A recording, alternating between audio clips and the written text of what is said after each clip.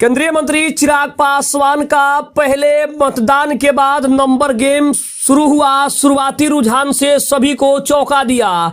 चिराग पासवान ने कहा 14 नवंबर को एनडीए इतिहास बनाने जा रहा है। नमस्कार, मैं हूं संजीव और आप देख रहे हैं आप तक न्यूज। अगर आप हमारे चैनल पर नए हैं तो चैनल को जरूर सब्सक्राइब कर लें। केंद्रीय मंत्री चिराग पासवान ने कहा है कि 14 नवंबर को इतिहास बनने जा रहा है और नतीजे चौंकाने वाले होंगे।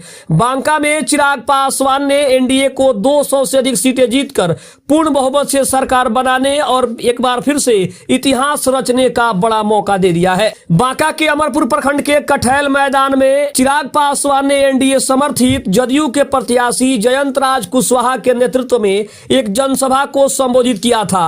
कार्यक्रम में मुख्य अतिथि के रूप में उपभोक्ता, खाद्य और सार्वजनिक वितरण मंत्री सह लोजपा रामविलास के राष्ट्रीय अध्यक्ष चिराग पासवान भी उपस्थित रहे और उनके साथ भाजपा के नेता और अमरपुर विधानसभा के पूर्व प्रत्याशी डॉक्टर मृणाल शेखर भी मंच साझा करने आए थे। जनसभा को संबोधित करते हुए चिराग पासवान ने कहा कि प्रधानमंत्री नरेंद्र मोदी के नेतृत्व में देश तेजी से विकास के रास्ते पर अग्रसर है और उन्होंने कहा कि बिहार में मुख्यमंत्री नीतीश कुमार के नेतृत्व में एनडीए सरकार ने विकास की नई रेखा खींची है।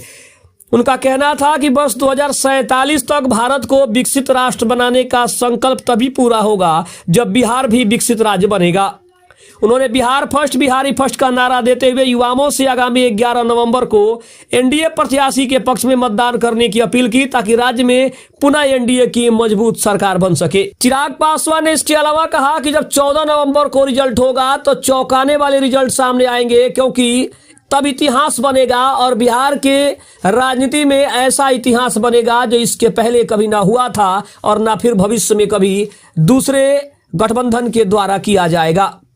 केंद्रीय मंत्री चिराग पासवान ने यह भी कहा कि किसी भी कीमत पर एनडीए की सरकार, जो लोग सोच रहे थे कि नहीं बनने वाली है, उन्हें एक बड़ा सबक मिल गया है, क्योंकि आज पहले चरण के मतदान के बाद एक बात स्पष्ट हो गई है कि एनडीए की सरकार फिर से पूर्ण बहुमत के साथ आ रही है और महागठबंधन कहीं भी ठहर नहीं रहा है। और चिराग पासवान ने जो चौंकाने वाला खुलासा किया है, इससे कहीं ना कहीं महागठबंधन को एक बार फिर से सत्ता से बाहर जाने का डर सताने लगा है। और तेजस्वी यादव, जो कि बार बार इस बात की ओर इशारा कर रहे हैं कि एनडीए की सरकार अब दोबारा सत्ता में नहीं आएगी, उनको कहीं ना कहीं इस बात का झटका लग गया है, क्योंकि चिराग पासवान ने जिस उत्साह और जिस दावे के साथ इस बात को कहा है, एक बात स्पष्ट हो गई कि क्या फिर से एनडीए की सरकार बिहार में वापसी कर रही है। खबर कैसी लगी कमेंट में जरूर बताइएगा। तब तक के लिए धन्यवाद। जय हिंद, जय भारत।